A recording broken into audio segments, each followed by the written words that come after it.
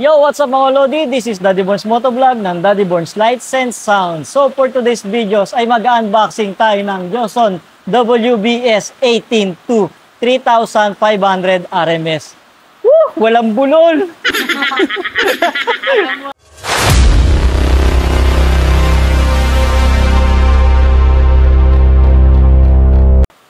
As of now, ito munang unboxing natin.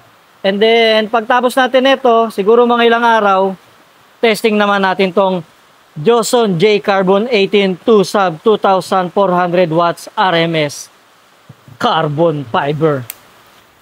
Kagandahan sa packaging ni Joson, naka-strap. Bukod sa naka-strap, bukod sa naka-tape, meron pa siyang staple na copper. Secure na secure ang inyong order. Ayan. Kita nyo yan. Pwede nyo pa to benta sa junk shop. Sa iba kasi naka-tape lang. Kay Joson, naka-staple talaga. Itong isa, na-unbox ko na to kanina. Gusto ko lang makita yung itsura. Masyado ako na-excited. Okay, game start. Unang bukas, sticker kagad, I love Joson. And then, packaging niya, yung styro, makapal. At then, ito yung hard. So, safe na safe yung magnet natin. Hindi natin maiiwasan sa mga deliver. Binabaksak yan. Oh my God. Ganito siya kalaki. Napakalaki. So, kukuha ko ng metro and then, sukatin natin. Patong ko muna pala sa lamesa para... Aray ko. Magkamali ata ako. 1, 2, 3. Ah! Aray ko. Ang bigat. Woo! Grabe. So, ang ganda. Dashcap natin, sinlaki ng kamay ko. Kita nyo ba? Sinlaki ng kamay ko. And then, yung cone natin, nakatahi na siya. So, napaka-safe na nito sa bakbakan. And then, yung ating threaded na, yung side na guide natin. 3 layer yan. Kita nyo naman, pandikit pa lang. Napakakapal na. And then, rubber tong gilid. Makapal siya, lagpas siya sa bakal. So, pag tinornilyo natin sa box to, wala siyang possibility na mag-vibrate dito sa bakal and then sa plywood. Net weight niya, yung bigat ng mismong sub natin is 40 kg. So, almost isang kaban na to ng bigas. Halos isang kaban na ng bigas to. 40 kg, 5 kilo na lang. Huwag ka magkakamali. Baka biwangin ka talaga.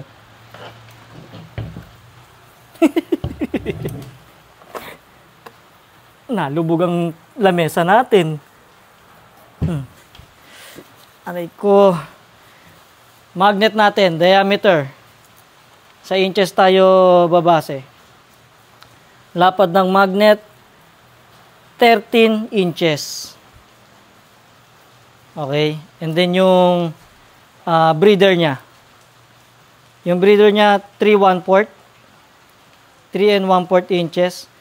And then yung coil niya, in and out, siguro 6 inches to. 6 1/4. Pero malamang to 6 inches. And then kagandaan dito, meron siyang bolt. Yung bolt niyan, tagusan yan. Hanggang dito sa loob. Hanggang dito yan. So, babalik ta rin ko later ulit para makita nyo. And then, tignan nyo yung breather dito. May screen siya. So, safe na safe siya sa mga insekto. Sa mga bato, siguro buhangin, normal lang yan. Pero MCB, W-back, safe na safe sa mga dumi. So tulad ng bolt na sinasabi ko, kita nyo dito naka-bolt yan. Dito yan nakakapit. Yung bolt sa magnet, tagusan yan dito. Hindi ko makita sa video pero ayan, nakakapa yung nut dito. So yung guide ng ating spider, double yan. Hindi ko alam kung kita nyo sa camera. Yan, double siya. Ayan, may hati siya sa gitna. Double yan. And then meron siya ditong brace. Ang purpose ng brace na yan, yung iba kasi pandikit lang to. So, hindi na pwede pandikit lang ang gagamitin nyo dito dahil sa laki ng capacity ng watts nito or power rated nito. And then, naka-bolt na rin siya. Ayan, naka-Allen wrench. And then, yung coated niya sa likod, yun ang nagustuhan ko dito. Grabe. Napakakapal ng coat sa likod. So, ang laki ng posibilidad na hindi nyo kaya talaga tong punitin. Siguro sa battle, wala pang case ng Joso na napupunit ang cone. Nakatahi siya. Alloy ang frame, naka-powder coated. Naka-sticker ang logo natin ng Joson Design. 3,500 watts, 8 ohms. Yung wire niya, napaka-solid. And then, ito yung terminal ng mismong papunta sa ating power amplifier. Naka-bolt din siya. And then, naka-quick release na. Ang kagandahan dito, ang tigas ng spring niya. Hindi tulad sa iba, masyadong malambot. So, may posibilidad na kumalog ang wire nyo, mag-spark, maputol, masisira ang speaker nyo. Dahil lost connection ang nangyayari. Mag-iinit siya maigi. So siguro dito na muna ako magtatapos ng unboxing. Gusto ko tong i-sound check kahit na walang box para makita ko lang kung paano siya gumalaw. Subukan na rin natin ngayon para isang vlog na lang tayo.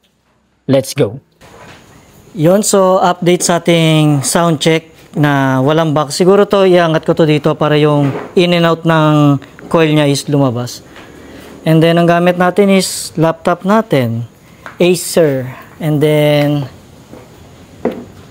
Joson Moon Pro Max TD 4x2000 watts. So 4 channel siya. Every channel niya is 2000 watts RMS. So next natin is Joson Hawk 12 channel. Ito yung bagong Joson. And then crossover natin Joson. OPA lang ating equalizer and then DBX ang ating power distributor. Hindi nakakonect dito ang ating power amplifier. Nakadirect siya sa ating number 10 na main wire. Gusto ko lang siya i-sound check para makita ko lang kung paano yung bounce ng speaker niya.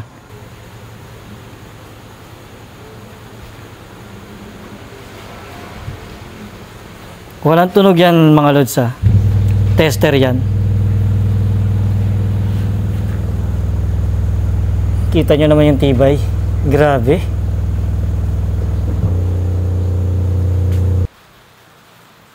Sound check natin.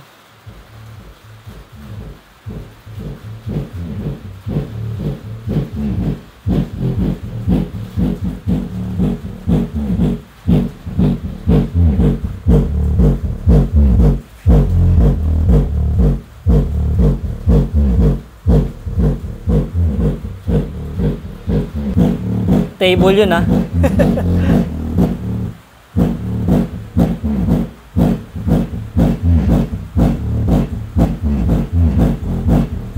Hindi ka papahiyain ng speaker na to. So yun lang muna for today's video mga Lodi. So kung gusto nyo umorder ng WBS 18 2 sub, so pwede nyo akong i-PM kung order kayo. Please do like, follow, and share my page. Let's go!